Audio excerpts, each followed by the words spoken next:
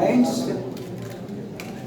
భారత రాజ్యాంగం ఏం చెప్తుందో, Indian constitution doctor Babasaheb Ambedkar దేశానికి ఇచ్చిన రాజ్యాంగం,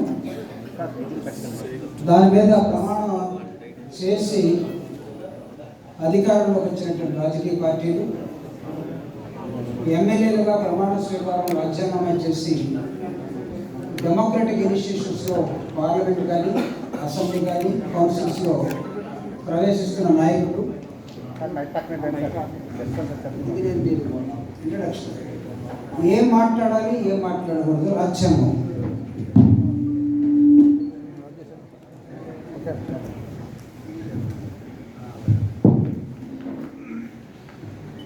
సెక్యులర్ స్టేట్.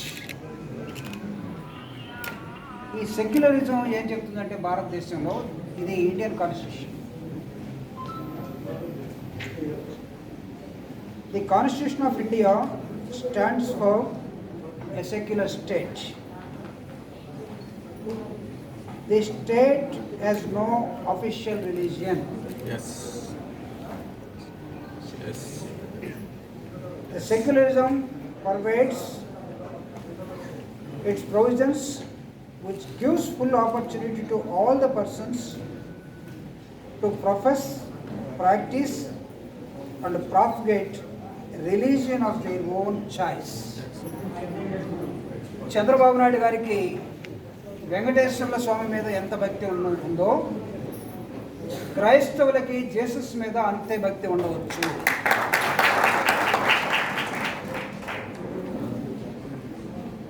నలభై సంవత్సరాల రాజకీయ ఇండస్ట్రీ అని చెప్పుకుంటున్నటువంటి చంద్రబాబు నాయుడు గారు ఏవి తోస్తే మీరు క్రిస్టియన్స్ని తిట్టాల్సి వచ్చింది.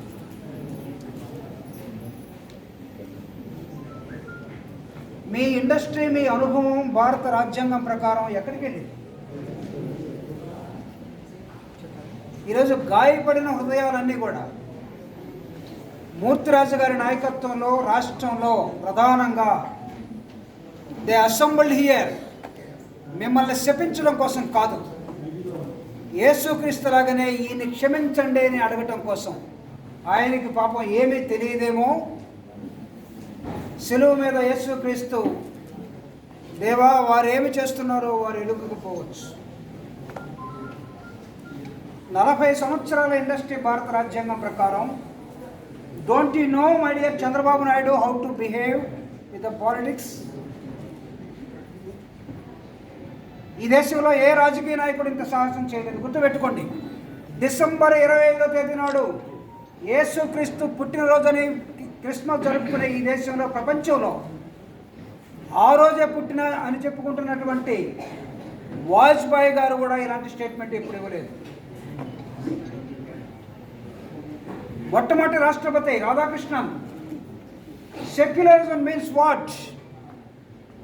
ఆయన ఇచ్చినటువంటి డెఫినేషన్ ఫర్ సెక్యులరిజం, ఏ వ్యక్తి అయినా, ఏ మతాన్నైనా, ఏ నమ్మకాన్నైనా కలిగి ఉండవచ్చు. ఒకరిని మనం ఇబ్బంది పెట్టే పరిపాలన మనది కాదు. మీరు పరిపాలనలో భాగమా కాదా చంద్రబాబు నాయుడు గారు యాజ్ ఏ అపోజిషన్ లీడర్? ఈరోజు ఈ రాష్ట్రంలో ఉన్నటువంటి 13 జిల్లాల్లో ఇవి రవి అస్తమించని బ్రిటిష్ సామ్రాజ్యవాదులు ఈ దేశాన్ని 200 సంవత్సరాలు పరిపాలించిపోయిన సమయంలో పోతూ పోతూ ఇచ్చినటువంటి రాజ్యాంగం ప్రకారం ఏర్పాటు చేసుకున్నటువంటి మిషనరీ మనస్తత్వంతో ఉన్నటువంటి పరిపాలన, ఆరోగ్యం, ఎడ్యుకేషన్ అండ్ అడ్మినిస్ట్రేషన్ 13 జిల్లాల్లో విడిపోయిన రాష్ట్రంలో ఎవరైతే చర్చికి వెళ్తున్నారో వీళ్ళందరిది కూడా ఒక చర్చి నమ్మకం. వీళ్ళందరూ టోటల్గా కన్వర్ట్ అయి ఉన్నారని ఎవరైనా అనుకుంటే పొరపాటు. దాదాపు నియర్ అబౌట్ నా లెక్కల ప్రకారం ఆంధ్రప్రదేశ్లో ఉన్నటువంటి 1,20,00,000 మంది దళిత జనాభా ప్రధానంగా. నాకు తెలిసి డయాస్ మీద అన్ని కులాలకి సంబంధించినటువంటి క్రైస్తవులు ఇక్కడ ఉన్నారు. I respect all the leaders here. ఈ రాష్ట్రంలో ఉన్నటువంటి 1,20,00,000 మంది ప్రధానంగా దళితులు. 98% of the all Dalits, they are practicing church. How dare you people are having now? అంటే క్రిస్టియన్స్ పిరికి వాళ్ళు అనుకుంటున్నారా? అంటే కర్ర కత్తులు పట్టుకొని ముందుకొస్తేనే కర్రసాములు చేసే బ్యాచ్ అనుకుంటున్నారా? కాదు. ఒక్క కన్నీటి ప్రార్థన చాలు తుడిచిపెట్టుకుపోవటానికి మీరు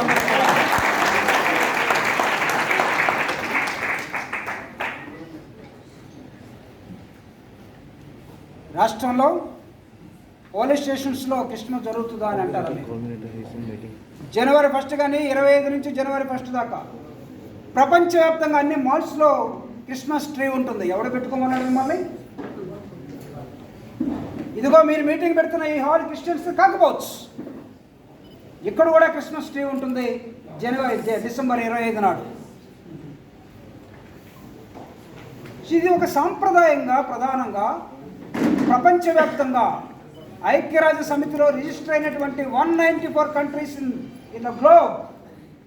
అవుట్ ఆఫ్ 194 కంట్రీస్ 180 కంట్రీస్ 180 దేశాలు they are following Bible now. Can you eradicate? ఇదేమన్నా దుబాయ్ అనుకున్నారా?